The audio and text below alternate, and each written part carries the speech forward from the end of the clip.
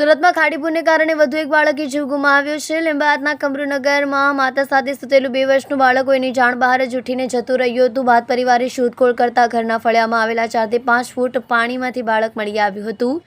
તાત્કાલિક સારવાર અર્થે ખસેડાતા તબીબે તેને મૃત જાહેર કર્યો હતો। ગત રવિવારથી સુરત જિલ્લામાં વનરાધાર વરસાદને કારણે છેલ્લા 5 દિવસથી મીઠી ખાડીને કારણે લીંબાયત વિસ્તારમાં ખાડીપુર આવ્યું છે। 5 દિવસથી કમરૂનગર વિસ્તારમાં ગળાડૂબ પાણી ભરેલા છે। થોડા ઓસર્યા હોવાથી 4 થી 5 ફૂટ જેટલું પાણી હજુ પણ ભરેલું છે।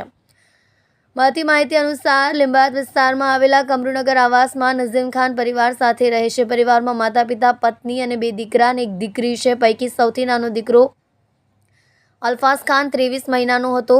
નઝીમ ખાન મજૂરી કામ કરીને પરિવારનું ગુજરાન ચલાવી રહ્યો હતો। ગતરોજ સાંજના સમયે પૂરની સ્થિતિને પગલે લાઇટ ન હોવાથી ઘરમાં અંધારું હતું। તે સમયે તેમની પત્નીની પડખામાં સૂતેલો 2 વર્ષનો પુત્ર અલ્ફાઝ ક્યારે ઉઠીને જતો રહ્યો કોઈને જાણ પણ ન થઈ।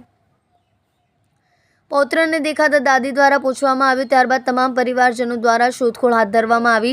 દાદી નીચે ઉતરતા એક બાળક પાણીમાં પડ્યું હોવાનું જણાવતા તેને બહાર કાઢતા તેનો પૌત્ર અલ્ફાઝ હોવાનું સામે આવ્યું હતું। દાદીની બૂમાબૂમથી આસપાસથી લોકો દોડી આવ્યા હતા। સામે જ આવેલા એક દવાખાનામાં અલ્ફાઝને લઈ જવામાં આવ્યો તો તબીબે તેનું મૃત થયું હોવાનું જણાવ્યું હતું। ત્યારબાદ પરિવાર બાળકને સ્મીમેર હોસ્પિટલ લઈને દોડ્યું હતું અને ડોક્ટરે ત્યાં તપાસીને બાળકને મૃત હોવાનું જણાવ્યું હતું। પિતાએ ભારે હૈયે ડોક્ટરોને આજીજી કરી હતી। તમે મારી સામે એકવાર તપાસ કરી લો, મારો દીકરો જીવતો તો નથી ને? ત્યારબાદ તબીબે તપાસીને તેને મૃત જાહેર કર્યો હતો। દીકરાના મોતને પગલે પરિવારમાં શોકનો માહોલ છવાઈ ગયો છે। આ સાથે જ તંત્ર સામે પોતાનો આક્રોશ પણ વ્યક્ત કર્યો છે।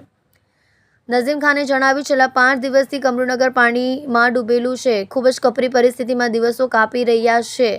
છેલ્લા 5 દિવસથી લાઇટ પણ જતી રહી છે। ગતરોજ સાંજે 6:45 વાગ્યા આસપાસ મારો દીકરો અલ્ફાઝ અને મારી પત્ની સૂઈ રહ્યા હતા। જો આ પાણી ન ભરાયા હોત તો આજે મારો દીકરો જીવતો હોત। બીજા કોઈના સંતાનો આવી રીતે ઘટના ન બને એવી મારી માંગ છે। તાત્કાલિક આ મામલે કાર્યવાહી કરવામાં આવે।